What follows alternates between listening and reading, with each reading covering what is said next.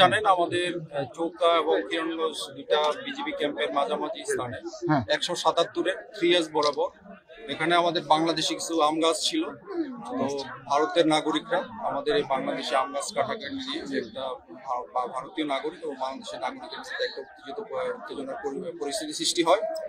সেই ক্ষেত্রে দুই পক্ষ, বাংলাদেশ সাইড এবং ভারতের সাইডে দুই পক্ষ জনগণ যার যার দেশের শূন্য লাইন বরাবর সবাই দাঁড়িয়ে যায়। তো এই ব্যাপারে আমরা বিজিবির সাথে সাথে আমাদের বিজিবির জনবল বৃদ্ধি করেছি। আমরা অফিসাররা নিজেরাই গ্রাউন্ডে এসেছি।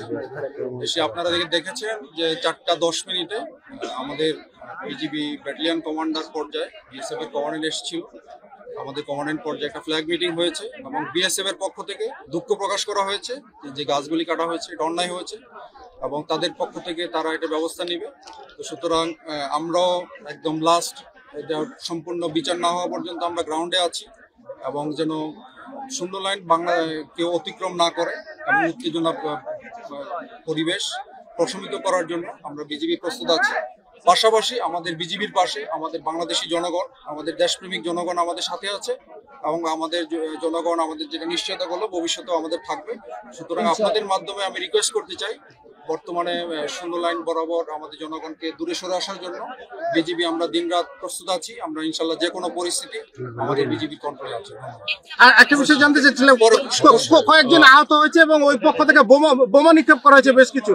বিজিবি সদস্য আহত হয়েছে। না, এটা হচ্ছে আমাদের মব কন্ট্রোল করার জন্য। আমাদের তেমন উল্লেখযোগ্য আহত হওয়ার কোনো পরিসংখ্যান নাই। তো বিএসএফ এর পক্ষ থেকে আহত বা নিহত হয়েছে কিনা আমরা এটা এখনো জানতে পারি নাই।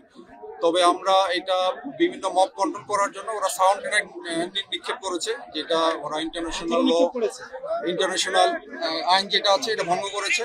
তো এই ব্যাপারে আমি আমার মহাপরিচালককে বিস্তারিত ঘটনা বর্ণনা করেছি এবং আমি আশা করি আমাদের বিজিবি হেডকোয়ার্টার এবং বিএসএফ হেডকোয়ার্টারের উচ্চ পর্যায়ে তারা একটা আলোচনা করবেন। তবে আমি এই এলাকায় একটু নিশ্চয়তা করতে চাই বাংলাদেশের জনগণ এবং বিজিবি আমরা প্রস্তুত আছি সীমান্তে। আমাদের বাংলাদেশে কিন্তু আমরা ছাড় দিব না। এই এলাকার সীমান্তের নিরাপত্তা আমরা